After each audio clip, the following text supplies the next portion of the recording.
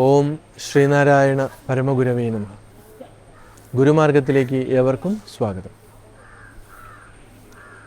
ശ്രീനാരായണ ഗുരുദേവൻ നടത്തിയ പ്രതിഷ്ഠകളിൽ വളരെ പ്രാധാന്യമർഹിക്കുന്ന വളരെ വ്യത്യസ്തമായിട്ടുള്ള ഒരു പ്രതിഷ്ഠയാണ് ശിവഗിരി മഠത്തിൽ ശാരദാദേവിയെ പ്രതിഷ്ഠിച്ചത്.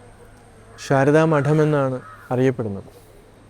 വളരെ വ്യത്യസ്തമായ രീതിയിൽ എന്ന് പറയുമ്പോൾ വിദ്യയ്ക്ക് മാത്രം പ്രാധാന്യം കൊടുത്തുകൊണ്ട് ഗുരു പ്രതിഷ്ഠിച്ച ദേവതയാണ്.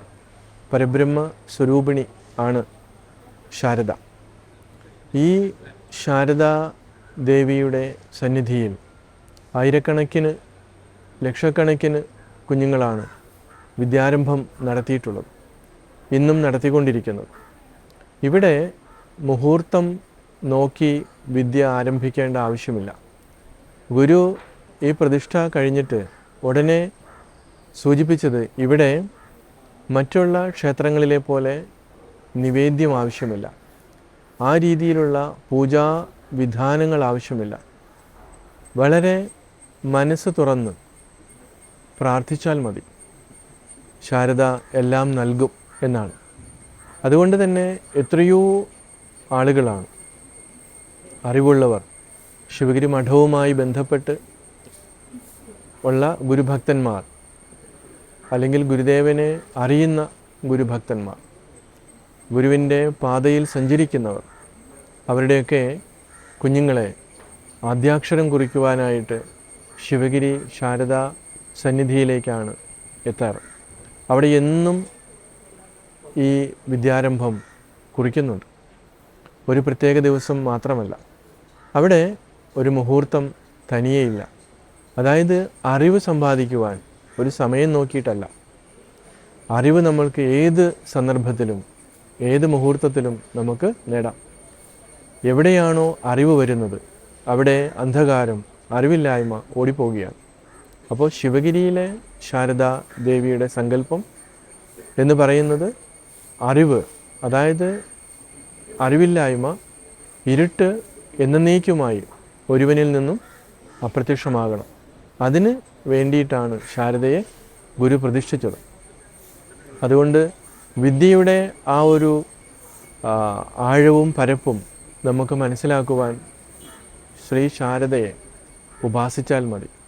മറ്റു ദേവതകൾ, സരസ്വതി, അങ്ങനെയുള്ള ഒരുപാട് ദേവതകൾ ഉണ്ട്, സങ്കല്പങ്ങളുണ്ട്. പക്ഷേ അതിൽ നിന്നെല്ലാം വ്യത്യസ്തമായി ഗുരു ഇവിടെ താന്ത്രികമായിട്ടുള്ള മറ്റു ആചാര അനുഷ്ഠാനങ്ങൾക്ക് യാതൊരു പ്രാധാന്യവും കൊടുക്കാതെ മനഃശുദ്ധിക്ക് മാത്രം പ്രാധാന്യം കൊടുത്തുകൊണ്ട്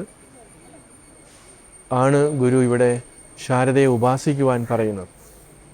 പഞ്ചശുദ്ധി വളരെ പ്രധാനപ്പെട്ടതാണ്. അതിൽ ഈ മനഃശുദ്ധി നമ്മൾ എടുക്കേണ്ടതാണ്. അങ്ങനെ മനസ്സ് ശുദ്ധമാക്കുവാൻ, അല്ലെങ്കിൽ സ്വതന്ത്രമായിട്ടുള്ള മനസ്സിനകത്തുള്ള അഴുക്കുകളെ നമ്മൾ മാറ്റുമ്പോഴാണ് യഥാർത്ഥമായിട്ടുള്ള വിദ്യ നമ്മളിൽ പ്രകാശിക്കുന്നത്. ആ ഒരു വിദ്യ എന്ന് പറയുന്നത് തീർച്ചയായും ബ്രഹ്മവിദ്യ, ആത്മവിദ്യ, അതായത് അവനവനെക്കുറിച്ചുള്ള വിദ്യ. ശാരദ എല്ലാ ഐശ്വര്യങ്ങളും നൽകുന്നതാണ്. ഇപ്പോൾ വിദ്യയുണ്ടെങ്കിൽ, ശരിയായ വിദ്യ ഉണ്ട് എങ്കിൽ തീർച്ചയായിട്ടും നമ്മൾക്ക് മറ്റു എല്ലാ ഐശ്വര്യങ്ങളും വന്നു ചേരുമെന്നുള്ളതാണ്.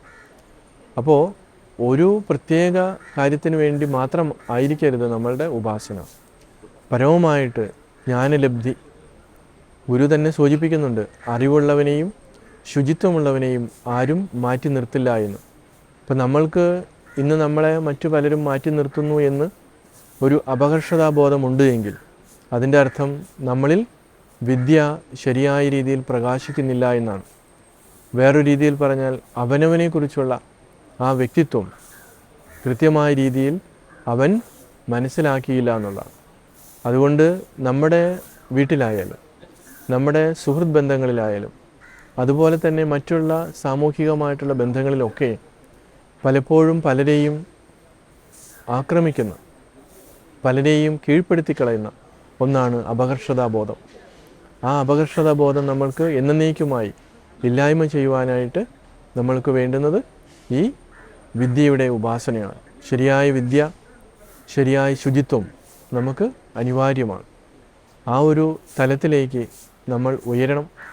ഒരുപക്ഷെ നിങ്ങൾ ശ്രദ്ധിച്ചാൽ മനസ്സിലാകും, മറ്റു ഏത് ക്ഷേത്രങ്ങളിലും കേരളത്തിൽ അങ്ങോളം ഇങ്ങോളം, അതുപോലെ തന്നെ ഭാരതത്തിൽ അങ്ങോളം ഇങ്ങോളം നമ്മൾ ക്ഷേത്രങ്ങളിൽ പോയി കഴിഞ്ഞാൽ, ദർശനത്തിന് പോയാൽ, ശിവഗിരിയിലെ ശാരദാമഠം പോലെ ഇത്ര പരിശുദ്ധമായ ഒരു ക്ഷേത്രവും ക്ഷേത്ര സന്നിധിയും കാണുവാൻ ബുദ്ധിമുട്ടാണ്.